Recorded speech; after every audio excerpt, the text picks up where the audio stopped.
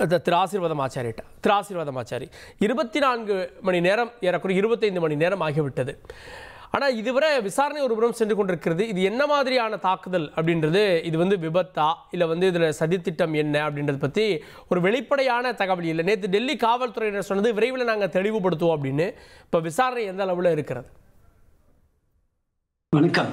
அதாவது கார்கே, இப்போ இந்த விசாரணையை NIA நேஷனல் இன்வெஸ்டிகேட்டிவ் ஏஜென்சிட்ட அதை கொடுத்துருக்காங்க. இப்போ NIA எந்த இடத்துல இன்வால்வ் ஆகுதுன்னா, எப்பெல்லாம் டெரரிசம், அதாவது நாட்டுக்கு எதிராக, நாட்டோட இறையாண்மைக்கு எதிராக ஒரு ஆக்ட் நடக்கும்போது அதை இன்வெஸ்டிகேட் பண்ணக்கூடிய ஒரு அமைப்பு NIA. நேற்றே NIA அங்க வந்துட்டாங்க. அதாவது இன்சிடென்ட் நடந்தது ஒரு 7:50 போல இருக்கும். அதுக்கு உடனடியாக அங்க வந்துட்டாங்க. இப்போ உடனடியாக NIA அங்க உள்ள எல்லா தகவல்களையும் அவங்க திரட்டியிருக்காங்க. அவங்களுடைய இன்டெலிஜென்ஸ் சோர்சஸ்ல இருந்து அவங்களுக்கு தகவல் நிறையவே வந்திருக்குது. அது எல்லாத்தையுமே இப்ப விசாரணை வலயத்துக்குள்ளார கொண்டு வந்திருக்காங்க.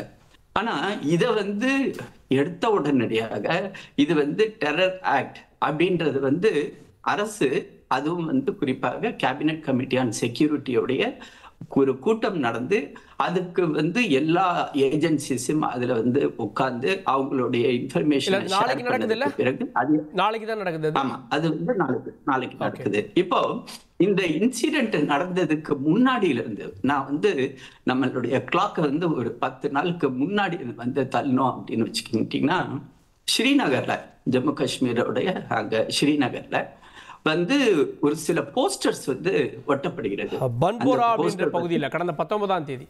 ஆமா ஆமா, ஜெய்ஷ் இ முகமதுடைய அந்த ஒரு சில வசனங்கள் அதுல இருக்கிறது.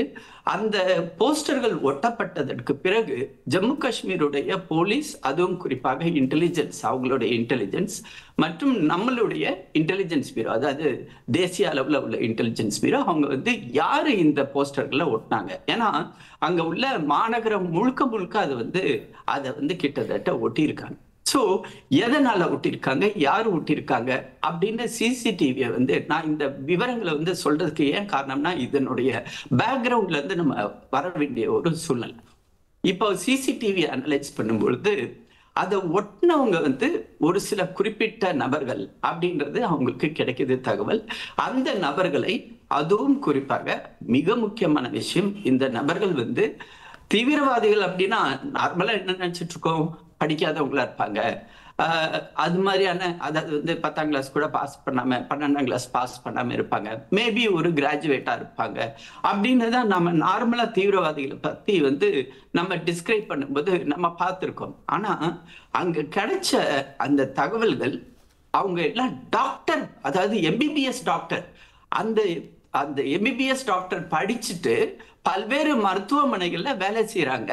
அவங்களுடைய ஒரு பெரிய நெட்வொர்க் இங்க ஜம்மு காஷ்மீர், ஹரியானா, டெல்லி, உத்தரப்பிரதேசம் இதை நோக்கி நகர்கிறது அப்படின்ற தகவல் கிடைச்ச உடனடியாக அங்க உள்ள கண்டுபிடிச்சவங்களை அவங்கள்ட்ட இருந்து தகவல்களை திரட்டி நேரா JNK போலீஸ், அதே மாதிரி ஹரியானா போலீஸ், அவங்க ஃபரீதாபாத், அதாவது டெல்லிக்கு பக்கத்துல ஹரியானால இருக்குது, அங்க டாக்டர் ஒருத்தரை கைது பண்றாங்க. அந்த கைது பண்ணும்போது அவர் எந்த வீட்டுல வசிச்சிருந்தாரோ அந்த வீட்டுல 350 கிலோகிராம் எக்ஸ்ப்ளோசிவ்ஸ், அதாவது வெடி மருந்து அங்க இருந்திருக்குது. அதே மாதிரி அந்த குண்டுகள் தயார் பண்றதுக்குரிய அந்த பேட்டரி, வயர், அப்புறம் பல்வேறு பொருட்கள், அது எல்லாத்தையுமே சீஸ் பண்றாங்க. சீஸ் பண்ணிட்டு அவரோட யாரு, இது எல்லாமே கடந்த ஒரு வாரத்துல நடக்குது, அவரோட எந்தெந்த கூட்டாளிகள் இருக்காங்க அப்படின்னு தகவல் தட்டும்போது, ஹரியானாவுக்கும் உத்தரப்பிரதேசத்துக்கும் இடையில பார்டர்ல ஒரு மாவட்டம், அந்த மாவட்டத்துல அரசு மருத்துவமனையில வேலை செய்யக்கூடிய ஒரு ஆள், அந்த டாக்டரை கண்டுபிடிக்கிறாங்க. அவனை அரெஸ்ட் பண்றாங்க. அதவனை அரெஸ்ட் பண்ணும்போது அவனுடைய ஒரு கூட்டாளி ஃபரிதாபாத்ல உள்ள ஒரு மெடிக்கல் யூனிவர்சிட்டி, ஒரு யூனிவர்சிட்டியில மெடிக்கல் காலேஜ், அதுல வேலை செய்யற ஒரு ஆளை பிடிக்கிறாங்க. அப்படியே தொடர்ந்து வரும்போது நேத்து காலையில முழு தகவல் திரட்டப்பட்டது. அந்த சீஸ் பண்றாங்க. அடுத்தடுத்து கைது நடவடிக்கைகள் நடக்கும் பொழுது நேற்று இரவு 7:50 போல இந்த நிகழ்ச்சி நடக்கிறது. அதோட கனெக்ட் தான் இது அப்படின்னு பார்க்கணும், அப்படிதானே? ஏன் அப்படி பார்க்கணும்னா அந்த கார் யூஸ் பண்ணாங்க பாத்தீங்களா, I-10 கார். அதாவது எந்த ஒரு குற்றவாளியும் ஏதாவது ஒரு தடயத்தை விட்டு செல்வான் அப்படின்றத நம்ம பார்த்திருக்கிறோம். இந்த இடத்துல அந்த முக்கியமான ஒரு தகவல், அந்த தடயம் என்னன்னா அந்த I-10 கார். அந்த I-10 காருடைய ரெஜிஸ்ட்ரேஷன் நம்பர்ல இருந்து போலீஸ் சர்ச் பண்ணும்போது இந்த கார் யாரோட கையெல்லாம் மாறி மாறி போயிருக்குது அப்படின்னு போகும்போது திரும்பி இது காஷ்மீரை நோக்கி போகுது. காஷ்மீர்ல அந்த காரை விற்கப்பட்டது, அந்த காரை ஒருத்தன் வாங்கியிருக்கான், அவனுக்கும் இவங்களுக்கும் தொடர்பு இருக்குது அப்படின்னு ஒரு நெட்வொர்க் வரும்போது இப்ப இது ஆரம்ப கட்டம் தான். இதுக்கு பிறகு இவ்வளவு பெரிய ஒரு வாஸ்ட் நெட்வொர்க்ல யார் யாரு இன்வால்வ்டு, அவங்களுக்கு உதவி செஞ்சவங்க எல்லாம் யார் யாரு, அதுக்குரிய முழு தகவல்கள் திரட்டப்பட்டு கொண்டிருக்கின்றன. நாளைக்கு கேபினட் கமிட்டி ஆன் செக்யூரிட்டி நடக்கும். பிரைம் மினிஸ்டர் அதுக்கு தலைமை தாங்குவார். அவர் முன்னாடி எல்லா தகவல்களும் வைக்கப்படும். பிரைம் மினிஸ்டர், அதே மாதிரி நம்மளுடைய பாதுகாப்புத்துறை அமைச்சர் திரு ராஜ்நாத் சிங், உள்துறை அமைச்சர் திரு அமித்ஷா 3 பேருமே சொல்லியிருக்காங்க, இதை நாங்கள் விட மாட்டோம்.